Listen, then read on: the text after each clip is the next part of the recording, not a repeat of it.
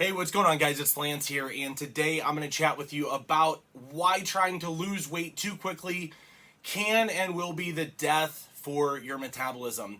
I know that sounds extreme, but I promise you this is rooted in science, and the fact is that the diets that you're doing are actually leading to what's known as metabolic adaptation. And what that simply means is that your body is allowing the metabolism to slow down and to store fat as energy because it's actually perceiving that there's not enough food, there's not enough calories for you. So here's the deal. Losing fat too quickly is usually, or let's just say this, dropping weight too fast usually requires a massive drop in calories, or also known as crash dieting, okay, in order to see such fast results. Now, you might be thinking like, no, I've not done any crash dieting. My question for you is, have you ever gone to a trainer, a gym, any sort of group training facility, worked with a coach, and they put you on a diet or a meal plan that was between 12 and 1,300 calories? If so, you have done a variation of crash dieting, unless you know for a fact that your body required that amount of calories to lose weight. Now, stay with me here. I'm going to actually explain what I mean by this, because here's the deal. Most of the time, people are so much more focused on looking for the diet, looking for the right foods, and trying to figure out what foods to cut out and which workout techniques to use. In other words, people are so caught up in the minutia of all of this that they actually don't realize how the minutia fits into the big system. Here's the deal, guys. The big system is really simple. Your body requires a certain amount of calories every single day in order to maintain your current body weight, your body fat, your muscle production, etc. When your body is doing this, this is what is going to be known as, for your weight, is going to be what's known as homeostasis. This is where your body is comfortable at. This is the status quo.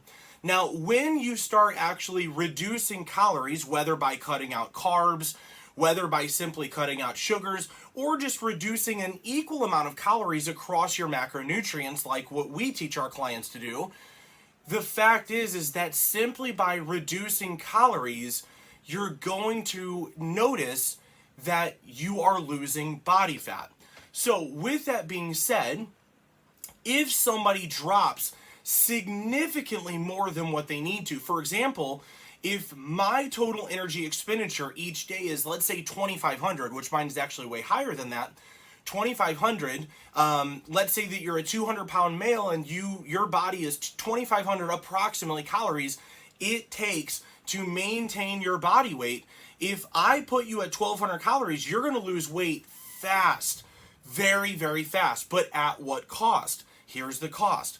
I've effectively reduced your calories by over 1,200, 1,300 in fact, in this point here. I reduce your calories significantly greater than what is needed to burn fat. Here's the deal. Anywhere between a 300 to 500 per day calorie deficit is going to be enough to actually lose body fat without causing what's known as metabolic adaptation, which is what we're talking about today. So here's the thing. Rather than going for such extreme lows where you're doing what I've always called the prisoner diet. The prisoner diet is because, again, you go in there, you're eating just enough to sustain life, and that's what most of the time you're being put on. When you're doing the keto thing and so on and so forth, or even the paleo thing, or the zone diet, whatever these diets are, the South Beach, all these different things, most of these are not teaching you the number one thing that you need to know about losing body fat, which is energy balance. Instead, what they're telling you is they're teaching you how to select foods, or teaching you foods that are better or worse for you. And if you choose more of these foods, you're going to lose weight. And if you choose more of those foods, you're not going to lose weight. All they're simply doing is showing you the foods that are more nutrient dense and less calories, and then the ones to stay away from. So what happens is, even if you eat a bunch of these foods over here, eating too many foods of these over here, the clean ones, you're probably only going to get between 1,200 and 1,500 calories. That's the whole methodology. They're showing you which foods that you're going to eat a lot of or that's the premise, but yet it's not a ton of calories. So it's going to prevent you from going over what's known as your total energy expenditure. Really quick, let's pause here. Is this making sense to you guys so far? Just to summarize, what I'm saying here is that every person is going to utilize or require a certain amount of calories each day to maintain your body weight, and that is known as your total energy expenditure.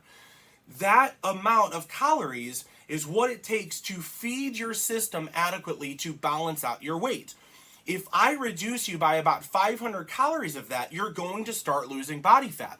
Now, if I reduce you 1,000 calories from that, you're going to lose faster, but it's going to start tripping the mechanism within your body that says, hey, slow down the metabolism, start storing fat as energy because he or she is not feeding me very much right now. We've got to start storing fat as energy. We don't know when we're going to get our next meal, and it looks like they're reducing food for us. This is if my metabolism was talking about me adjusting my food. This is what happens.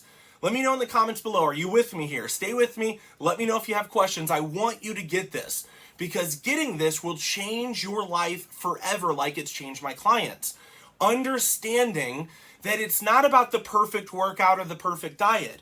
It's about the balance of energy expenditure and actually intake. When we do this, we're going to lose body fat without crashing the metabolism. That means a couple of different things. Number one here. Here's the thing, as I mentioned, dropping too fast is going to require a massive drop in calories, aka crash dieting, which causes your metabolism to start slowing or adapting because the body believes that you're actually in some sort of a famine. So here's what happens. It works at first due to the massive drops in calories, okay? But immediately begins to trigger what's called metabolic adaptation. And this is a defense again, to protect you from starving when your body perceives that there's too little food or too few calories, in other words, to sustain your weight.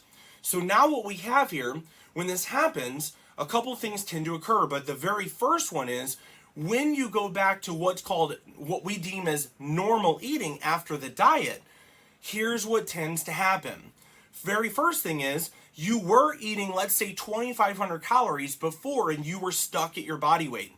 So now what happens is you went to 1,200 or 1,300 calories. You've cut out all carbs, which cut you out, let's say, 1,300 calories a day. That may sound unrealistic, but I promise you that's very realistic for what we see. So here's what happens. Your body homeostasis was at 2,500 calories, which was my body requires 2,500 calories to maintain my body weight. But now what's happened is your coach or your trainer or that diet book told you to reduce your calories. Now, it didn't tell you specifically to do that, but it gave you the instructions to remove certain foods. And by extension, you're removing of those carbs, the sugars, or all the carbs and sugars, or maybe you did a low-fat diet. Cutting out fat alone is going to be 9 calories per gram of fat, 4 calories per gram of carb. So again, if you cut out carbs and fats or reduce those things, you're reducing a lot of calories. So here's what happens. You've effectively caused your metabolism to go from 2,500 calories a day to maintain your body weight to where you last left it, which was somewhere around 1,300 calories. Now here's what normally happens. You're around 12 or 1,300 calories. You're losing body fat, or you were losing body fat, and then all of a sudden it stops. Well, you can't really afford to drop your food much more calories because you're already uncomfortable, and you're already finding it hard to stick with because you're at such low calories. You're feeling lethargic. Maybe you're just feeling hungry, or you're just craving a couple slices of pizza. I don't know what your situation is, but those have been mine. Those have been some of the ones with clients. So what happens is one of two things begins to happen. Either you get frustrated because you finally hit a plateau, you're not able to lose any more body fat, and this happens due to metabolic adaptation, or you decide that you've lost enough and you're ready to just get back to regular living because you believed that if I just dieted for a little bit, I'm going to lose 25 or 30 pounds, and then I'm going to go back to my regular eating. So you go back to your regular eating. Now, meanwhile, You started off at 2,500 calories approximately, let's say. Then you reduced down to 1,200 calories. You didn't mean to, but that's what happened. You cut out all the things, you kept reducing soda, you got rid of sugars and carbs, you got rid of everything pretty much to get your calories here. And now you're miserable wanting to go back to eating regular food, and somewhere where you're comfortable is somewhere around 2,000 to 2,500 calories. You're craving a slice of pizza, or maybe you don't crave the slice of pizza, but you're going back to what you did before because you're like, you know what? This was miserable. I'm going back to what I did before because at least I was happier and I got more food. Okay, is this relatable? So what happens is you go back, you start eating what you were eating, but here's the problem. You're now taking in 2,000 calories, close to where you were, 2,000, 2,500, but the problem is you left your metabolism way back here and it's only able to handle 1,500 calories at the max because you were feeding it only 1,200 to 1,300 calories for months, maybe weeks, it doesn't matter, but you have given it the signal to basically store any fat more than 1,500 calories because it believes, now again, it doesn't really have a mind, it doesn't believe, but again, for our understanding, it believes that food is sparse and it stores fat for you. So here's what happens. Your metabolism has now been trained to store fat above 1,500 calories. But there's a problem. Your normal eating, your normal way of life is around 2,000 and 2,500 calories. That's a problem because we know that if we lose body fat, when we're reducing calories below our total energy expenditure, what happens if we add calories above that total energy expenditure? Now again, your total energy expenditure is just another word for your daily metabolism. So we know that your metabolism is now somewhere around 1,400, 1,500 calories, which is your total energy expenditure now. But now you're trying to eat around 2,000 calories. So here's what happens. Your body now sees 2,000 calories as an 800, maybe 700 calorie surplus. It's no longer maintenance. Now, 3 months ago before this diet, 2,000 calories or 2,500 calories was your maintenance. You ate that many calories to stay your exact weight. You dropped your calories super low, and now what was your maintenance is causing you to gain body fat. Now, I know this sounds crazy, but this is literally what I've seen so many times with people that when they come to me, they are telling me, man, I've been at 1,300, 1,400 calories and I cannot lose a pound. But I did in the beginning. This is why. Metabolic adaptation will be the problem. When you're dieting, when you're doing excessive cardio, it's still the same premise. You're creating too large of an energy gap, or a deficit, if you will, and your body begins to go in defense mode. It perceives that there's danger. There's not enough food for the amount of daily activity that you're asking it to do. And because of that, it slows down and starts storing all fat as energy. Essentially, not all fat, but pretty much. It's been given permission to store calories as fat for energy. It's the better way to say it. So what does this mean for you? Well, what this means is that your metabolism, just like mine has been several times, it's going to be back in the dust where you left it when you did your low-calorie diet. So what do? Do you go back to your old diet that was at 1,100, 1,200 calories so that you're not gaining? Do you keep eating what you're eating now and keep gaining? What do you do? Well, for our clients, what we do is we actually do this metabolic revival process, in which case we actually systematically increase calories to reawaken the metabolism and give it permission to start wasting calories, burning calories, as fuel instead of storing calories as energy, aka fat. When this happens, and you do this the right way, now again, there were people who listened to a few of my talks on reverse dieting and then Googled reverse dieting and then started doing the reverse dieting process without really understanding it. They started adding calories without understanding how to do this system, etc. And this individual ended up gaining a significant amount of weight. There is a process to doing this, but it is a process that works. And when this happens, yes, you might gain some body fat, but you're restoring your metabolism. What happens is you get your metabolism back. So For example, if we reverse dieted with a client, we begin to heal their metabolism. We go from where their body is not burning fat at 1,500 calories, and we continue to increase their calories slowly, systematically. There are a few other things, some supplements that we're going to do to fix the adrenal fatigue, etc. But as we continue to increase these calories like this, we're giving the body the signal to awaken again and to start burning calories, burning aka fat, instead of storing it. So what happens is, as we're feeding the client more, they actually begin to build more muscle, they feel more satiated and satisfied, and a lot of times we'll actually, even in the part where we're increasing calories, we'll actually see them drop sizes, inches, and sometimes even pounds of body fat. Now, the real design is that once we get them at their higher calories so that their metabolism is fully awake, they might have gained 4 to 7 pounds. Now, it's not going to be body fat necessarily, but it's going to be 4 to 7 pounds on the scale. And then what happens is we begin to actually slowly, not fast, not doing some crazy crash diet, but very slowly, we begin to pull back calories like you should have done to begin with. And now your body begins to let go of more body fat, but we're not doing it at such a fast pace that the body perceives that you're in some sort of famine. So I hope this helps you guys.